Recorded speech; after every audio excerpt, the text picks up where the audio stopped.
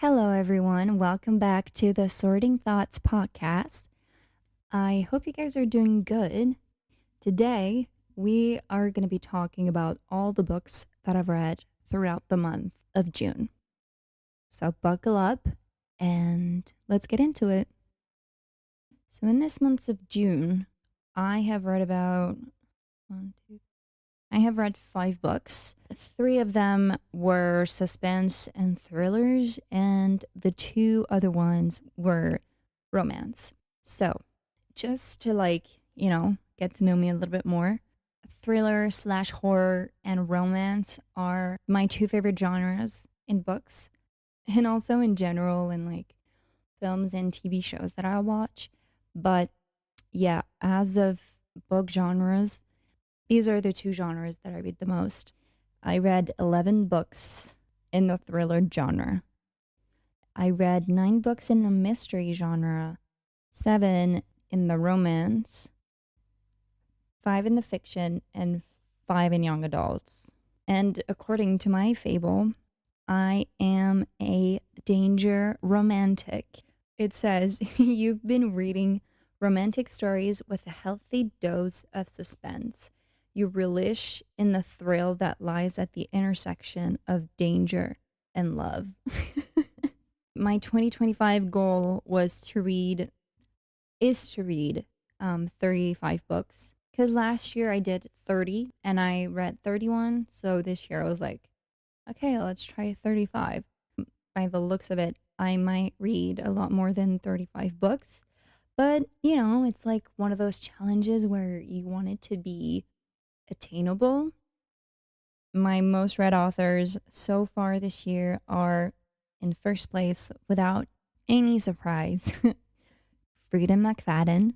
I've read 6 books. And then my second one is Elsie Silver, and I'm 2 books. And then it's Karen M. McManus, 2 books as well. Frida, being my most read author so far this year, is absolutely not a surprise. I love Frida McFadden. I love, love, love, love, love, love, love, love. Like, love her to death. Honestly. Honest to God.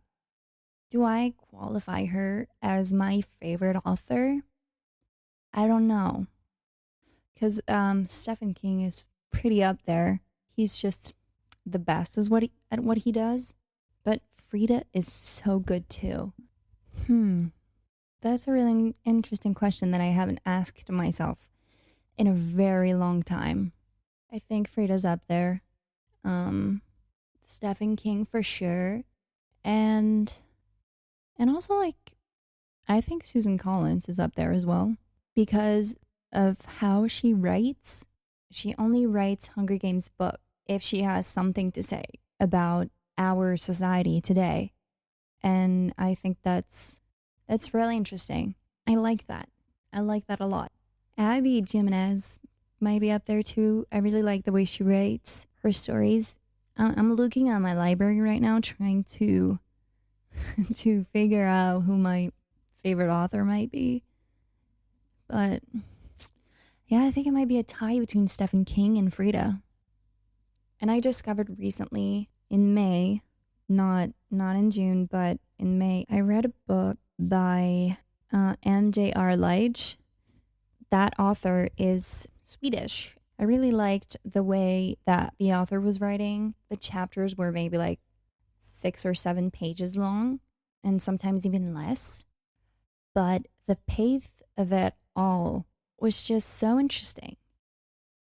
Okay, so I think I'll go ahead and start with the first book that I read in June, and it was You'll Be the Death of Me by Karen McManus. This one was about 3 old friends that parted ways at some point in their lives. And one day, and I think it's at the beginning of their senior year, the 3 of them run into each other in the parking lot of the school.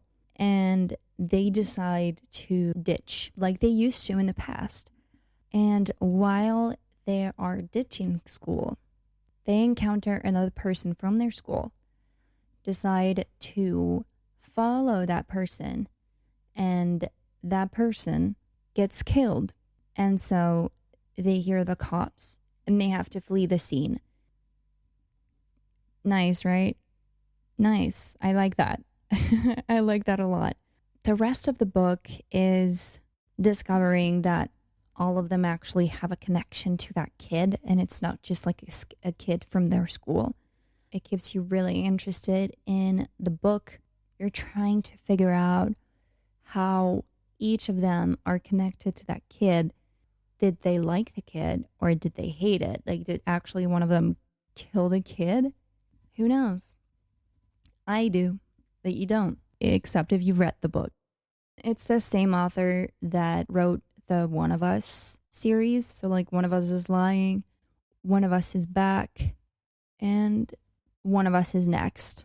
It got turned into a TV show on Netflix. I haven't watched the show. I have a friend who did, and she was telling me that it wasn't really good. And I did look at the trailers, and the trailer for season 1 seemed to be exactly like the first book. But then when I looked at the trailer for season 2, it looked like they were doing a mix between the second and the third book.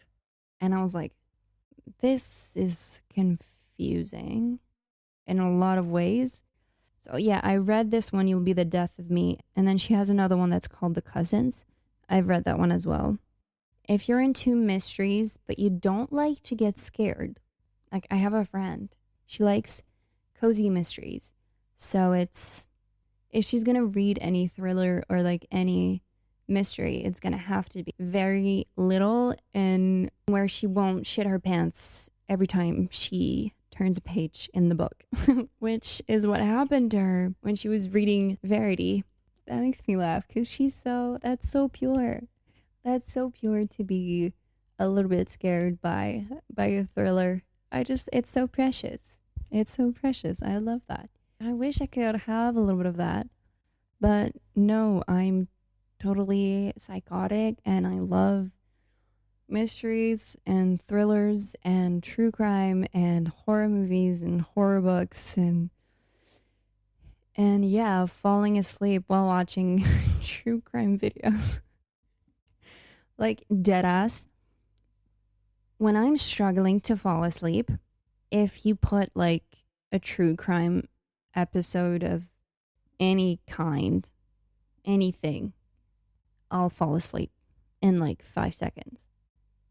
I don't know why. It really it seems to calm me down, which is totally psychotic, by the way. I know that. But yeah, I usually listen to like some kind of ambient ASMR, like rain and thunderstorm, crackling fire, all that jazz. I love that because it does get me to sleep.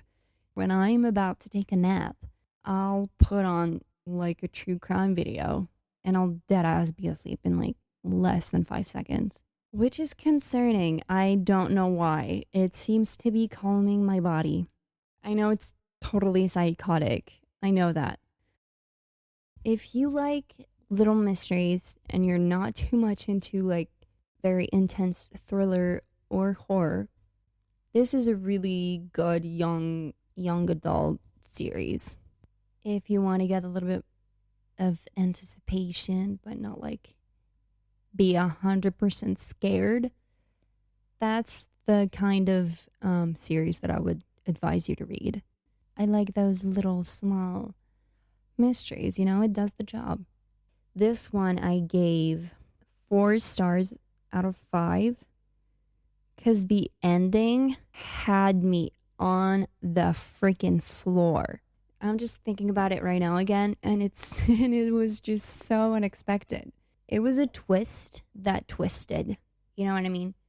Like, it was Frida McFadden kind of twist. I was on the floor. Like when you are reading, I tend to do that a lot. It's like when I get to a point where it's like super surprising, I'll literally put my book down and be like, like I literally have to put down the book for like 5 seconds just so that my brain can incorporate the twist. And I was on the floor. That one I was Oh, that one was so good. That one was really good. It was really, really good. I'm just like remembering it now and just, it's so unhinged. Like, I have so many questions. So, yeah, I would really advise you that one if you are into mystery but can't handle being scared. That's a good one. That's a really good one. Then, my second read of June was Say You'll Remember Me by Abby Jimenez. That one is a romance. It was really, really, really cute. Like, ugh, the cuteness of it all. It is about a guy and a girl meeting at the vet because the girl is trying to heal the cat that she just found. And the guy is a total asshole to her, like really saying, this is never gonna work. You'll just be hurting the cat even more. She tells him to go F himself and that she will do everything she can to save the cat, which is what she does. And a few weeks later, she comes back to the same vet where that asshole guy is. And then he asks her on a date and she accepts. They spend the whole night together. Date is going good. Everything is so smooth. You know, like they have chemistry and all that stuff. But she's going back home in California. But he's really, really, really into her. At the beginning, she tells him to forget about her because she will not be available for him because she has to take care of her mom that has Alzheimer, which is why she went back to California in the first place. And so they will try to make everything work. The whole book is about making memories with the people that you love.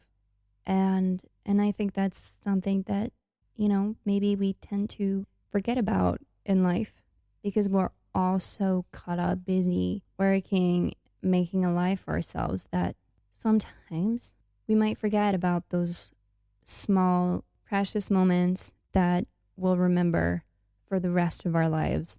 You know, like sometimes we forget the quality of time over the quantity. You know, that's what that book made me think about. You know, like we're a generation that's just like always on our phones. And sometimes, you know, making memories is also about putting your phone down for 2 hours, be in the moment, be present. And you know, like maybe like from those moments will come out a joke that you'll make for the rest of your life with the person that you were with. And I think that's very precious. I think that's a precious thing that a lot of people might not get, you know? If you're lucky enough to have, you know, that good foundation with your family or even with friends, like that works both ways with people that you have as family and the people that you chose to be your family, or even with your pets, anyone, you know, and even in moments with yourself. I think it's really important to be spending quality time with the people that you love and, you know, like making special memories. I think that's a beautiful thing. And that's what this book is about. It's really about being present and making memories last while also having to face someone that's forgetting about everything and realizing that you're not going to be able to make fundamental memories anymore with that person, which is sad because they're sick. And yeah, it really makes you think about the importance of remembering. And even, you know, with everything that's going on in the world right now, it's still very important. Like remembering is fundamental, you know, to not make the same mistakes again. And it seems that we are making the same mistakes over and over again. Yeah, there's a lot of power in remembering.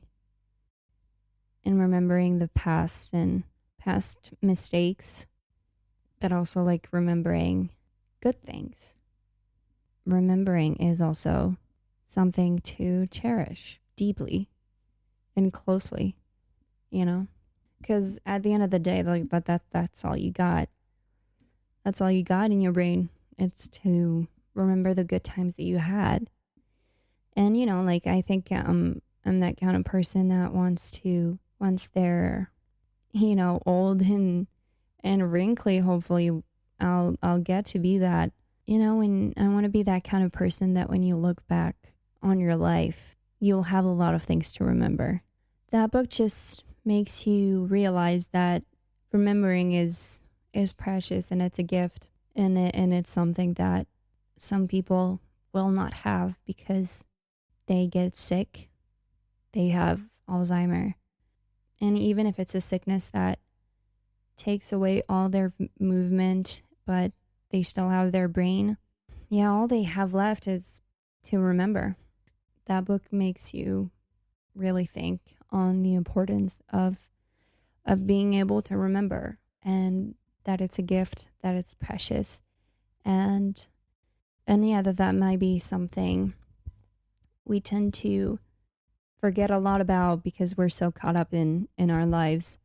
Learn how to take a step back, relax, chill a little bit, and make some good memories with the people you want to make memories with. While I was reading that book, I was in Norway. So now that I'm looking back on it and thinking about it, I just have so much fun memories from that trip. Not just like visiting a new country, but just the memories that I made with the person I was with and the jokes that came out of that trip. And I'll cherish that forever. That's for sure. Even if, and I hope not, even if with that friend we part ways, which I hope we never will, but you never know what the universe has in store for you. But I really do hope that with that person, with that friend, that it's going to be staying like this forever. When we came back, I realized that, I want to laugh like that and smile like that every day in my life. And it's just so simple. It's not materialistic. It's not money.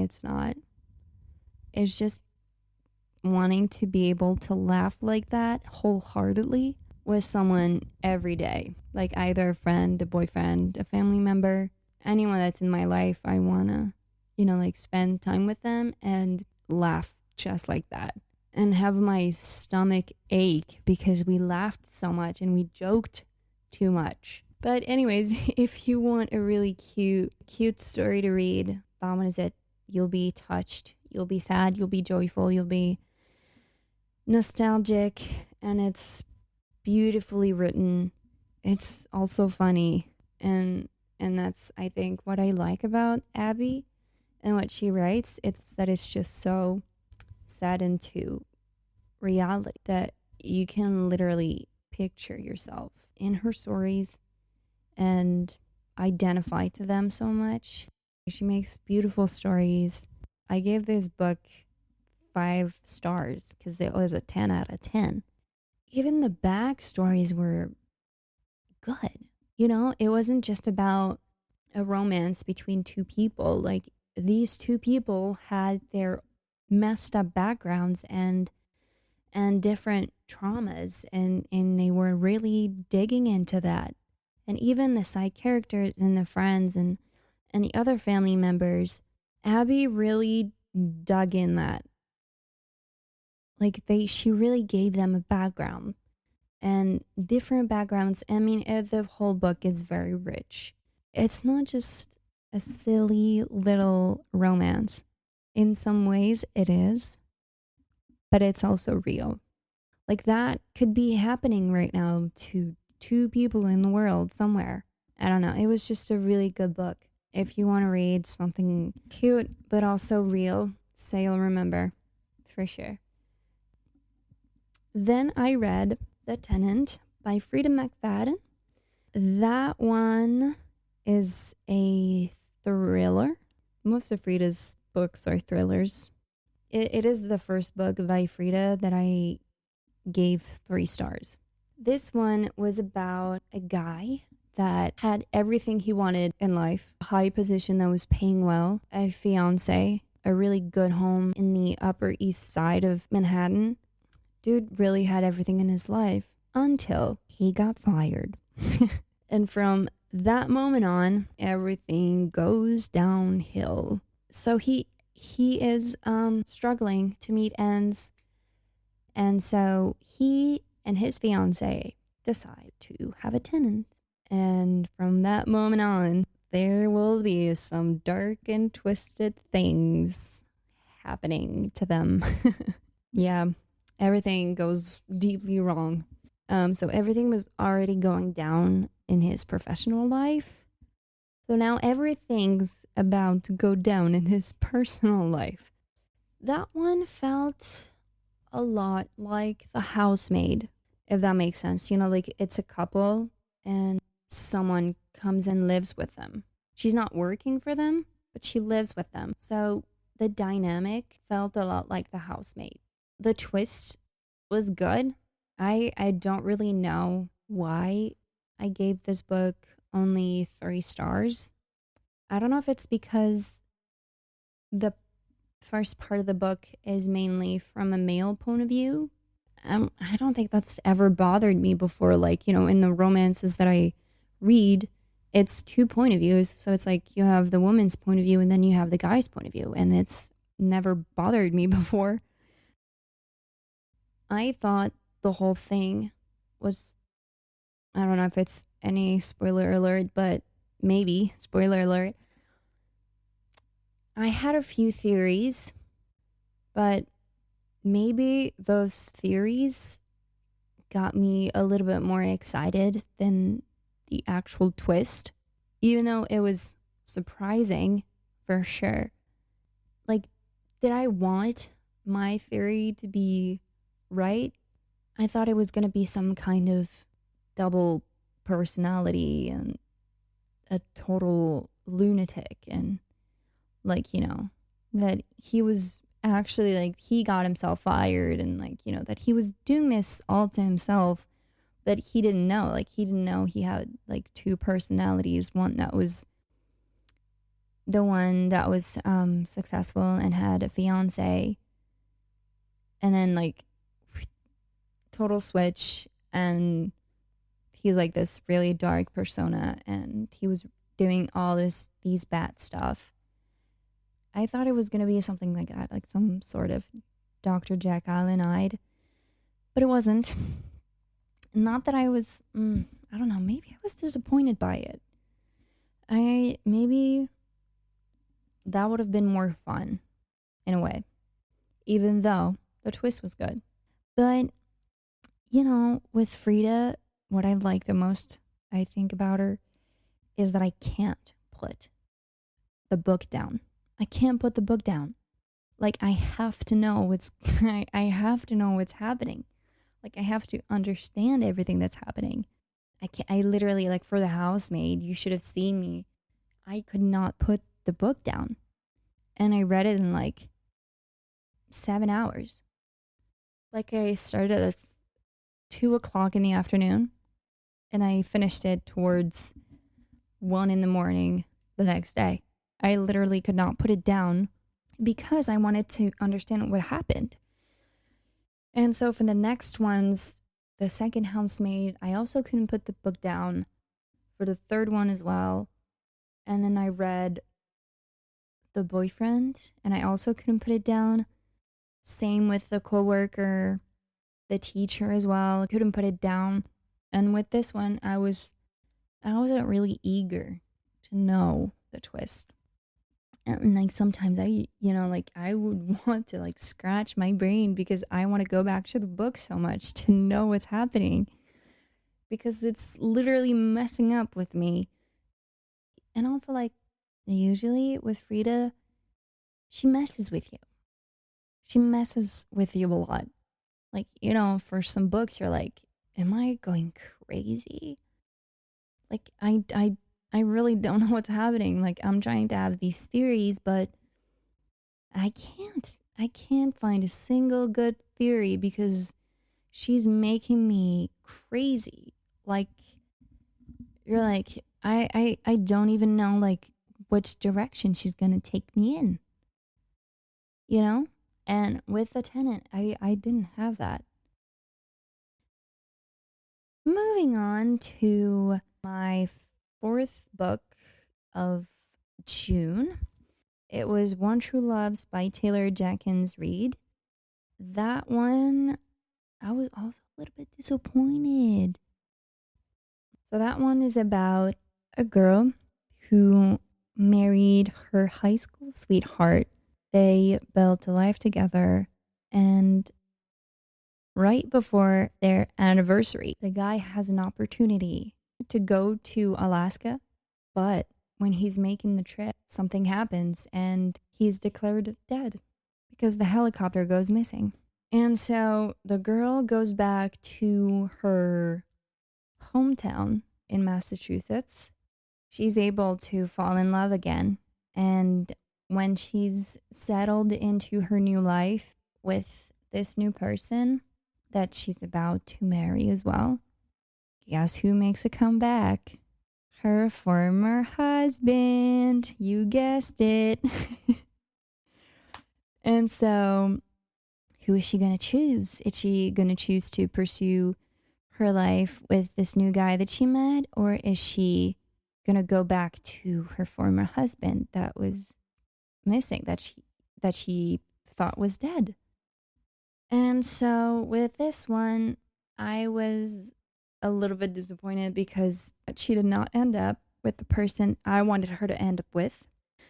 So this one I was like, no, like I'm happy, but I'm not, sort of. I'm conflicted. And at first, the story is not very predictable. But at one point, when the energy starts to shift, you're like, okay, I know where this is going. Like, I definitely know what's gonna happen. They're gonna do this and that, and she's gonna go with that person, and they're gonna live happily ever after. So it did get predictable. I think that's why I was a little bit disappointed too, was because it got predictable compared to other books that I've read of her, like the famously known The Seven Husbands of Evelyn Hugo. That one was not predictable at all. And Malibu Rising also was not predictable. Even though it's a romance and you think that the two main characters are going to end up together, you know, I liked to be surprised until the very end. And with that one, it was, I think, towards the middle of it, you're like, okay, I know where this is going. I don't like it, but it's a cute story. It's a cute one, so I gave it like a 3.5 stars out of 5. Then, my last book of June was Ward D by none other than Frida McFadden. This one I liked a lot. This one, did I give it a 5 stars? Yes, I did. I did give it 5 stars. This one is about a medical student who gets to spend the night on a locked psychiatric ward. But she's not very excited to go there because she has a former friend, her former best friend, that's still maybe locked up in that unit. Has she forgiven her? Has she not? Only the book will tell. Do I know the answer to that? Yes, I do. Will I tell you? Absolutely not. Yeah, that one was like, I loved it. Like, compared to The Tenant, totally two different things. This one was mind-blowing. I thought I was going crazy at one point. I was like, I remember stopping myself after a chapter and being like, where's this going? Like, I can't even picture where this is going. Like, I can't even, what are we doing? That was a good Frida McFadden. It was suspenseful, twisted. There was a strong villain, that's for sure. Very mysterious, very unsettling, you know. You're in a psychiatric ward, and it really is not a realistic psychiatric ward. You know, it's fiction. Don't expect anything true to real life. Like, it's very much exaggerated. It really is a caricature of, you know, patients in a psychiatric ward. It's pretty much like in season 2 of American Horror Story. That's how messed up the patients are. So yeah, like don't expect any realistic representation of mental illnesses in this book. It is also not why you're reading Ward D. You're reading Ward D for the suspense, for the thriller, for the twist. And if you are expecting that, I don't think I would recommend the book for you. Just take it as a simple book. Don't overthink it. I don't really know what else to say about that part because I've read some reviews that were disappointed by that. But personally, I take this as a fiction. I'm not reading the book for that. I'm reading the book for the fictional story, the twist that Frida is going to give me at the end, for the thriller, for the suspense, for the mystery. Take it as a simple fictional being the keyword, book, you know. And if you want to be lost in the story so much that you really don't know in which direction it's going to go, I recommend you this book 100%. Like really, I really had to pause in the middle of reading this and be like, I don't know where I'm going. I don't know who to believe. I don't know.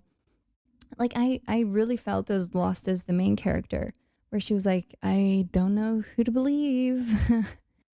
Some people here have been lying a lot. One of them hears voices in his head, and those voices are telling him to do very harmful things. So should I believe that dude? It's very unsettling, but it's a good unsettling. If you like thrillers, you're gonna love this book. That's for sure. So yeah, I gave it a 5 stars because I literally, what I like about Frida is that I cannot put the book down. Same with this one. Literally 10 out of 10. Like I couldn't put it down.